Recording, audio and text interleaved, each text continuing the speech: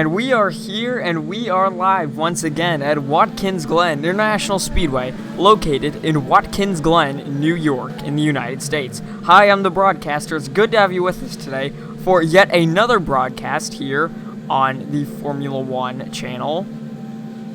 Starting on the pole is Hurst 1988 with a skill quant of over 1,000. Extremely versatile driver, especially on Simraceway. We are about to go green here at Watkins Glen International.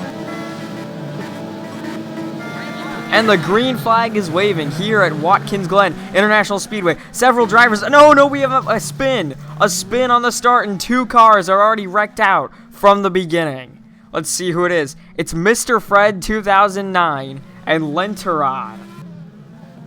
The two of them spun out on the start, and once again, Lenterod goes off the track. He is having some major car issues right now after slamming into Mr. Fred. Yeah, as we go on board with him right now, his handling is way off at the moment. He is not going to have a very good rest of his race.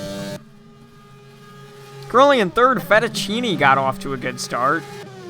He started back in third or fourth position, can't quite remember which one, but he really got a jump on that start, took advantage of it.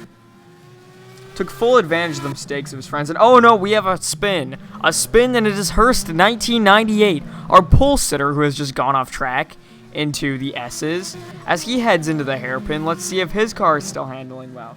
It seems to be handling well at the moment. Up in front, Boris 45,000, who also started on the front row, but started in the second position. He really got a jump and has taken full advantage of the mistakes of the other drivers and has used them to get to the front.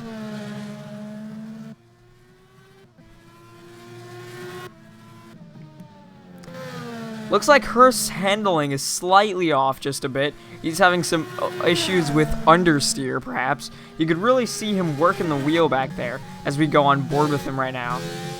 He really has to slow down those corners as he goes way off track through that first corner.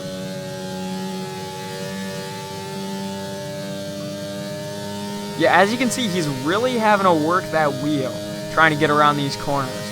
That's some signs of understeer, which is you can't steer enough, or understeer is basically where you're having issues with steering, so like you can't steer enough, you're not able to steer enough.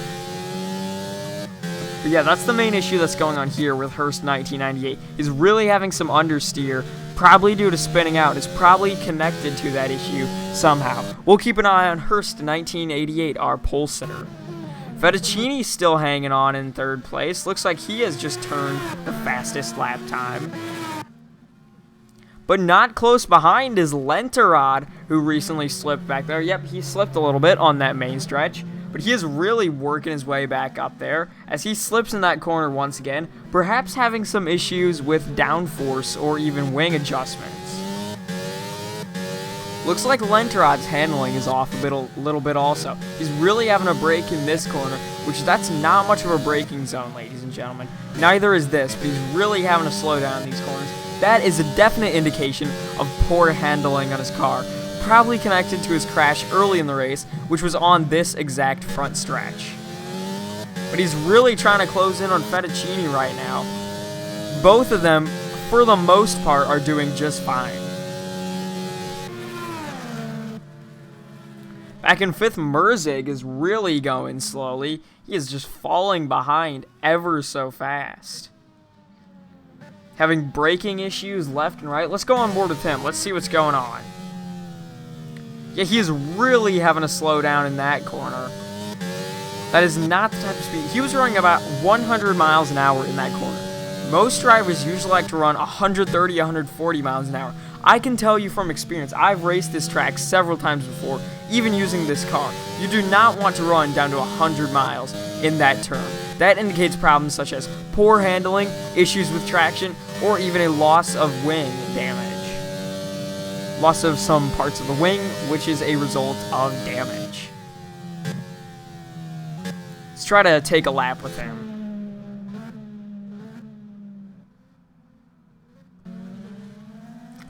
Looks like Lenterod is still closing in on Merzig. He's really trying to get off of that draft as he goes off the track slightly, goes way too far to the inside, and he's really trying to get a jump on Fettuccini. Looks like Fettuccini has a slight advantage on the straightaways. Seems like Lenterod tends to catch him going to those turns, especially in the first and the second turn. He really seems to catch up to Fettuccini in those areas specifically. But Fettuccini's strong point is these straightaways, so he's really going to like these zones that don't require any braking at all, like these first few S's. But going into this corner, this is going to be Lenterod's strong point right now. So as you're going to see, he's going to start catching up to Fettuccini, and he's eventually going to fall behind, going onto the straightaways. But right now, right about here, this is where Fettuccini is going to start to catch up. He's going to start to fall behind, actually.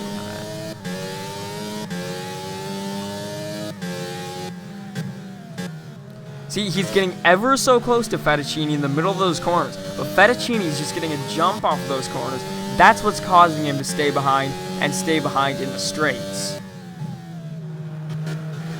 Perhaps Lenterod's braking a bit later than Fettuccini, so that's what's causing him to catch him in the center of that turn, and he goes for the pass.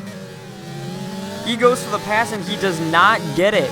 He does not get the pass going. Oh, no, and they run directly into each other. Lenterod runs into the back of Fettuccini, and he takes both of them out. Lenterod going to be the first one to get back onto the track and reclaim the third position. Fettuccini is going to be absolutely ticked off by that. He is not going to be happy. As a race car driver, you do not like when someone just runs into you, and that's an obvious fact. And Lenterod's still having issues sliding all over the place. He is really having some trouble at the moment.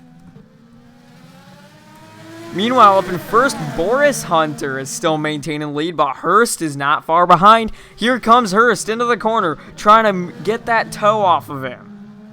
Oh, and Hurst spins out. Hurst 1988 spins out in the corner. That's really going to put him behind. He was doing well. I mean, we caught him a bit late, but it seems like he was really catching up to Boris for 4500.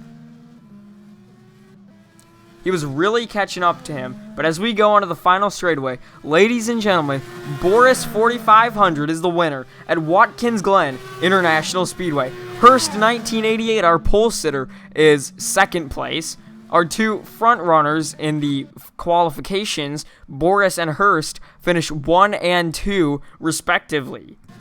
Meanwhile, down in third place, we have Lenterod, who's still trying to complete his lap, and Fettuccini are both of them, who recently tangled with each other, are going into the final few corners of this race. Who will be the first to limp across that finish line with damage on the car? Looks like Fettuccini taps the wall slightly. He taps the wall and is zigzagging all across the straightaway. Fettuccini's really not having good handling after that incident a few laps back.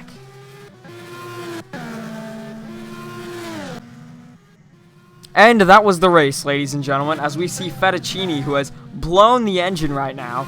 But that seems to be how it goes here in the racing world when you downshift before braking. Anyway, on behalf of the YouTube Racing Corporation, I'm the broadcaster, signing off.